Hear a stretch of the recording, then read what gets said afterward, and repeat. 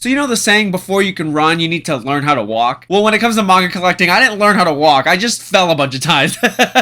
Hello all of my otaku friends, my name is Profitaku, and welcome back to my channel for another manga video. So you want to start building a physical manga collection? Well, congratulations, you're in the right place. But the world of manga is vast and expansive, many different avenues to explore, and many mistakes to be made. What were some of the mistakes that I made? Well, I want to give you some tips and tricks to help you start your manga collection off the right way. Stay tuned.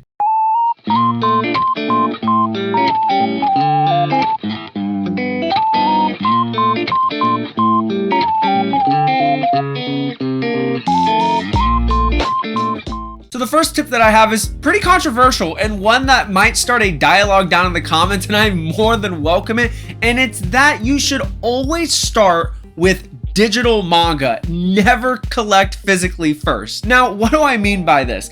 With the way that the digital manga landscape has changed over the last several years with the streaming manga services such as K-Manga and the Viz Manga app, and of course everybody's favorite Shonen Jump app, there are so many avenues to read digital manga and explore your tastes and figure out if these series that you really are interested in are worth picking up physically. Not only that, but there are so many ways to enjoy these chapters, at least the first several chapters of a series, free of charge. There's just no point to spending that initial purchase of buying something blind and hoping that you like it. There's just too many options out there for you to waste money. Now, of course, there's some exceptions to this rule. Naoki Urasawa's works, Takahiko Inoue's works, for example, that are not available in an official English digital publication capacity, but for the most part, everything else is readily available. So I think that digital manga reading is just the way to go, and you're also not going to get spoiled in the way that when you first collect physical manga, right? You collect these physical manga, you have these books that you have in your room and you're seeing them and they're cool to look at, and then you get the enjoyment of flipping through a page and having the initial satisfaction of finishing a volume. It's a big deal, but if you can taste the satisfaction of manga through the actual story and the digital means and not have to invest in the actual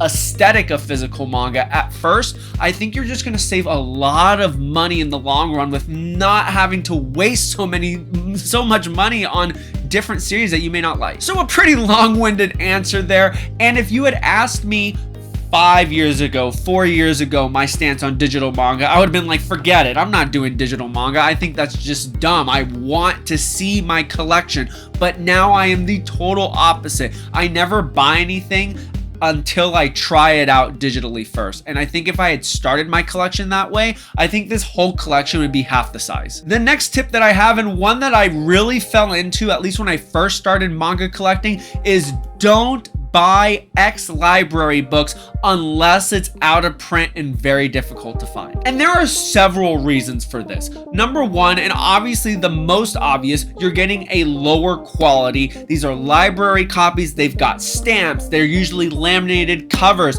They're sun fading. They're just really worn down. The quality isn't there. And yes, you're gonna get a good price for it, but in exchange, you're gonna have to deal with a lower quality product. Second of all, and one thing I didn't necessarily realize until way later in my manga collecting career, was that the resale value, or just the value of the manga in general, is completely obsolete.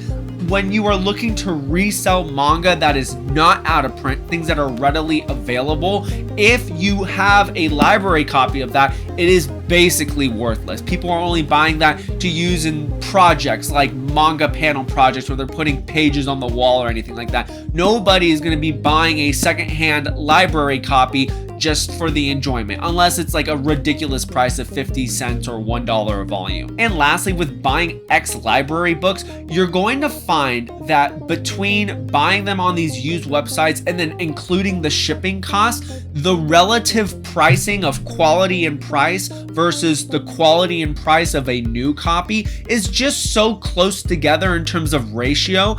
it's just not worth it to buy X library. You might as well just spend a little bit more money to buy new, and you're just gonna get an overall more satisfactory product. I made this mistake way at the beginning of my manga career. I was looking at places like Amazon third party and thrift shop books and Better World books, and I was like, you know, glasses phased over. I was like, wow, these books, these manga volumes are like $2 a volume or $2.50 plus $3 shipping. That's like 50% off retail. I should go ahead and buy these things. And they'd come in and they would be terrible condition, but I didn't know any better. And I also didn't realize that I could buy these same easily, readily available manga brand new for the same price or a little bit above that price from retailers or used manga marketplaces like Facebook or Reddit. And I would never have known that if I didn't just fall into that pit trap in the first place. So that's why I'm telling you right now. This last tip is kind of a two-parter. They go hand in hand. Another controversial topic, which I'm interested in your opinion on it. But this is from somebody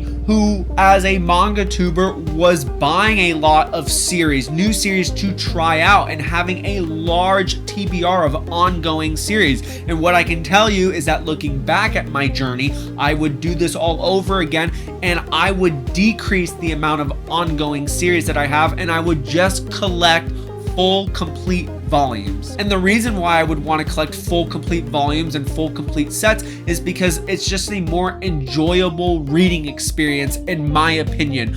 I personally feel with all these different ongoing series that I'm trying to keep up with, not only is it a big financial burden to me every month and every other month with these releases and then trying to keep track of what I need to buy, what I need to keep up to date with, but also in the brain having to keep track of, you know, I think at this point I have like over 100 ongoing series that I'm trying to keep track of. Trying to keep all those stories organized in my head is basically near impossible.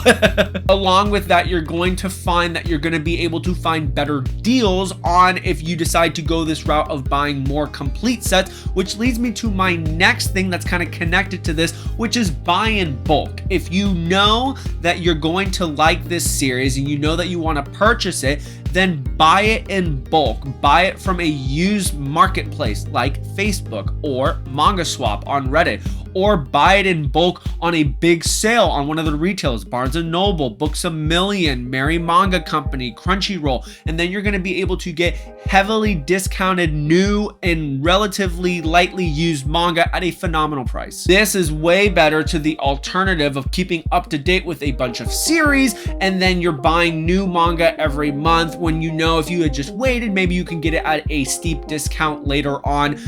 It just depends on how you want to read. Do you want to be more up to date with the who now of manga and all the crazy new things that are coming out? Or obviously, as you know, and maybe you can see, there's so much manga out there that you don't even need to worry about staying up to date because you can just enjoy decades and decades of manga. So do I regret how I'm ingesting manga currently? No, not necessarily, but I have found that my reading tastes have changed in terms of how I like to ingest manga. I used to love to dabble in a bunch of different series, but now I really just want to focus on one or two at a time. It just makes my reading experience so much better, and overall through my longevity of collecting manga, I have found that I have had great success and a lot of financial savings done through buying in bulk complete sets than doing the ongoing sporadic buying here and there. So that is it for this manga collection tips video. Whether you're an interested collector in building a collection, a brand new manga collector just dipping their toes into this world, or a seasoned vet like myself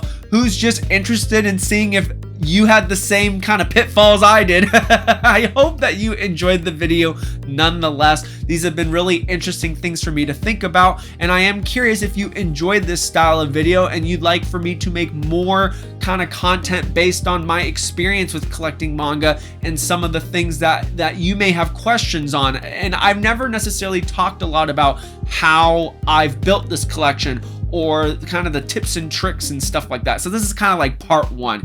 There could be more parts in the future if there's interest. As always, if you enjoy the content of this video, make sure you hit that like button, tap the subscribe button, hit that notification bell so that you know when more of my videos come out, and I will see you in the next one. Take care now. Bye-bye.